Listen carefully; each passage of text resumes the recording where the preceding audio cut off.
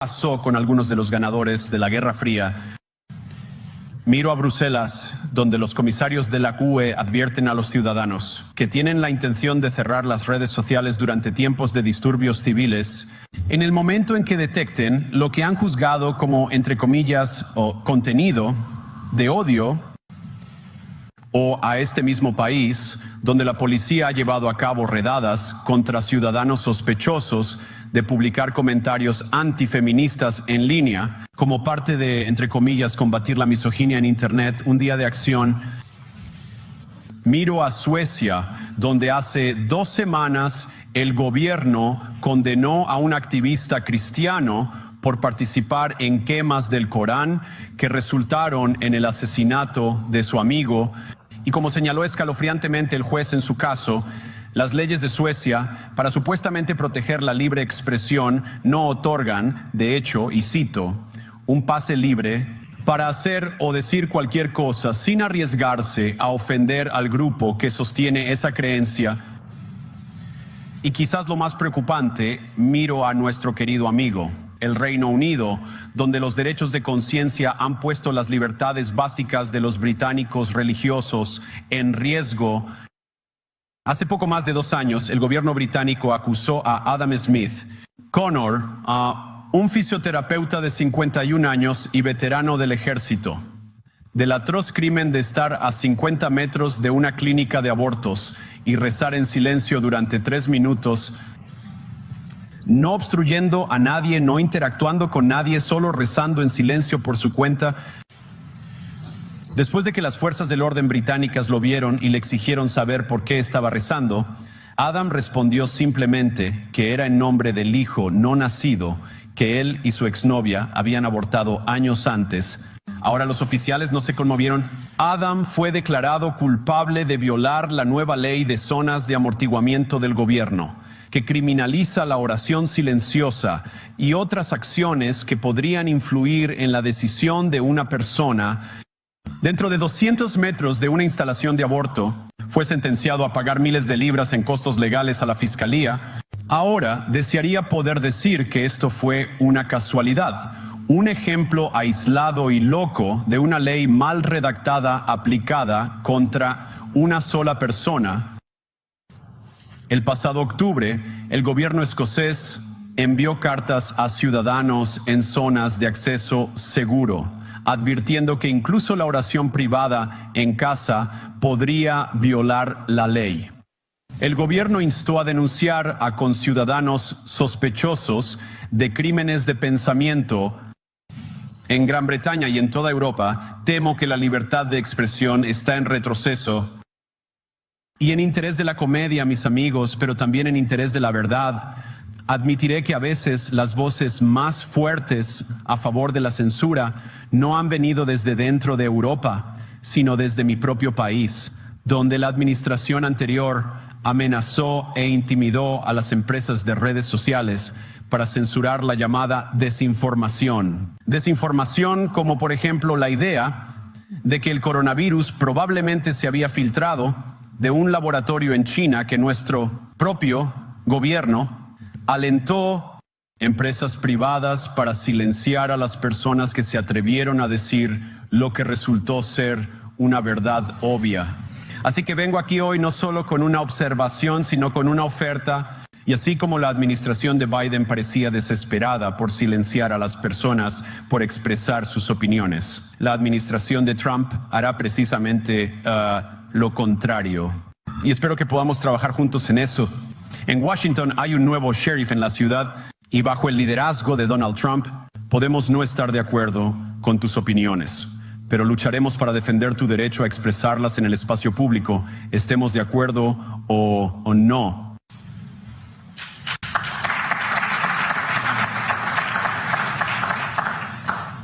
Ahora estamos en el punto, por supuesto, de que la situación se ha vuelto tan mala que este diciembre Rumania canceló directamente los resultados de una elección presidencial basado en las sospechas endebles de una agencia de inteligencia y la enorme presión de sus vecinos continentales.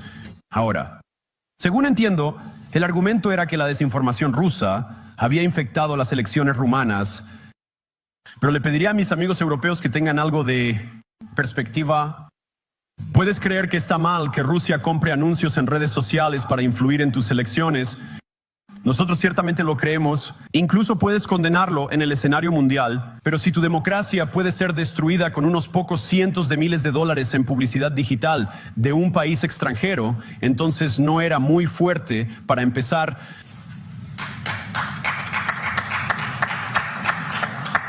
Ahora, la buena noticia es que creo que sus democracias son sustancialmente menos frágiles de lo que muchas personas aparentemente temen. Y realmente creo que permitir a nuestros ciudadanos expresar sus opiniones los hará más fuertes. Aún, lo cual, por supuesto, nos lleva de vuelta a Múnich, donde los organizadores de esta misma conferencia han prohibido a los legisladores que representan a partidos populistas, tanto de izquierda como de derecha, participar en estas conversaciones. Ahora, de nuevo, no tenemos que estar de acuerdo con todo o cualquier cosa que la gente diga.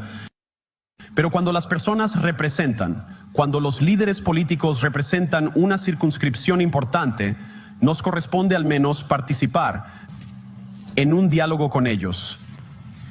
Ahora, para muchos de nosotros al otro lado del Atlántico, parece cada vez más como viejos intereses arraigados, escondiéndose detrás de feas palabras de la era soviética como desinformación y mala información, que simplemente no les gusta la idea de que alguien con un punto de vista alternativo pueda expresar una opinión diferente, o, Dios no lo quiera, votar de manera diferente, o peor aún, ganar una elección. Ahora, esta es una conferencia de seguridad, y estoy seguro de que todos ustedes vinieron aquí preparados para hablar sobre cómo planean aumentar el gasto en defensa en los próximos años, algún nuevo objetivo. Y eso es genial porque, como el presidente Trump ha dejado muy claro, él cree que nuestros amigos europeos deben desempeñar un papel más importante en el futuro de este continente. No creemos que escuchen este término de compartir la carga, pero creemos que es una parte importante de estar en una alianza compartida, juntos. Que los europeos den un paso adelante, mientras América se enfoca en áreas del mundo que están en gran peligro. Pero permítanme también preguntarles, ¿cómo comenzarán siquiera a pensar en el tipo de preguntas presupuestarias si no sabemos qué es lo que estamos defendiendo en primer lugar? Ya he escuchado mucho en mis conversaciones y he tenido muchas grandes conversaciones con muchas personas reunidas aquí en esta sala. He escuchado mucho sobre de qué necesitan defenderse, y por supuesto eso es importante. Pero lo que me ha parecido un poco menos claro, y ciertamente creo que para muchos de los ciudadanos de Europa, es exactamente para qué se están defendiendo. ¿Cuál es la visión positiva que anima este pacto de seguridad compartida que todos creemos que es tan importante? Y creo profundamente que no hay seguridad si tienes miedo de las voces, las opiniones y la conciencia que guían a tu propia gente. Europa enfrenta muchos desafíos, pero la crisis que este continente enfrenta ahora, la crisis que creo que todos enfrentamos juntos, es una que hemos creado nosotros mismos. Si estás huyendo con miedo de tus propios votantes, no hay nada que América pueda hacer por ti. Ni en ese caso hay algo que puedas hacer por el pueblo estadounidense que me eligió a mí y eligió al presidente Trump. Necesitas mandatos democráticos para lograr algo de valor en los próximos años. Nos hemos aprendido que los mandatos débiles producen resultados inestables, pero hay tanto de valor que se puede lograr con el tipo de mandato democrático que creo que vendrá de ser más receptivo a las voces de tus ciudadanos. Si vas a disfrutar de economías competitivas, si vas a disfrutar de energía asequible y cadenas de suministros seguras, entonces, necesitas mandatos para gobernar, porque tienes que tomar decisiones difíciles para disfrutar de todas estas cosas. Y por supuesto, sabemos eso muy bien en América. No puedes ganar un mandato democrático censurando a tus oponentes o encarcelándolos. Ya sea el líder de la oposición, una humilde cristiana rezando en su propia casa, o un periodista tratando de informar las noticias. Tampoco puedes ganar uno ignorando a tu electorado básico en cuestiones como quién puede ser parte de nuestra sociedad compartida. Y de todos los desafíos apremiantes que enfrentan las naciones representadas aquí, creo que no hay nada más urgente que la migración masiva, hoy en día, casi 1 de cada 5 personas que viven en este país se mudó aquí desde el extranjero. Eso es, por supuesto, un récord histórico. Es un número similar, por cierto, en los Estados Unidos, también un récord histórico. El número de inmigrantes que ingresaron a la UE desde países no pertenecientes a la UE se duplicó entre 2021 y 2022 solamente. Y por supuesto ha aumentado mucho más desde entonces. Y sabemos que la situación no se materializó en un vacío. Es el resultado de una serie de decisiones conscientes tomadas por políticos de todo el continente y otros en todo el mundo a lo largo de una década. Ayer vimos los horrores causados por estas decisiones en esta misma ciudad. Y por supuesto no puedo mencionarlo de nuevo sin pensar en las terribles víctimas que tuvieron un hermoso día de invierno en Múnich arruinado. Nuestros pensamientos y oraciones están con ellos y permanecerán con ellos. Pero ¿por qué sucedió esto en primer lugar? Es una historia terrible, pero es una que hemos escuchado demasiadas veces en Europa y desafortunadamente demasiadas veces en los Estados Unidos también. Un solicitante de asilo, a menudo un joven de unos 20 años, ya conocido por la policía, embiste un coche contra una multitud y destroza una comunidad. ¿Cuántas veces debemos sufrir estos terribles reveses antes de cambiar de rumbo y llevar nuestra civilización compartida en una nueva dirección? Ningún votante en este continente fue a las urnas para abrir las compuertas a millones de inmigrantes no verificados. Pero ¿sabes por qué sí votaron? En Inglaterra votaron por el Brexit. Y estén de acuerdo o no, votaron por ello. Y cada vez más en toda Europa están votando por líderes políticos que prometen poner fin a la migración descontrolada. Ahora, yo coincido con muchas de estas preocupaciones, pero no tienes que estar de acuerdo conmigo. Solo creo que a la gente le importa su hogar, les importan sus sueños, les importa su seguridad y su capacidad para proveer para ellos mismos y sus hijos. ¿Y son tan inteligentes? Creo que esta es una de las cosas más importantes que he aprendido en mi breve tiempo en la política. Contrario a lo que podrías escuchar un par de montañas más allá en Davos, los ciudadanos de todas nuestras naciones generalmente no se consideran a sí mismos como animales educados o como engranajes intercambiables de una economía global. Y no es sorprendente que no quieran ser desplazados o ignorados implacablemente por sus líderes.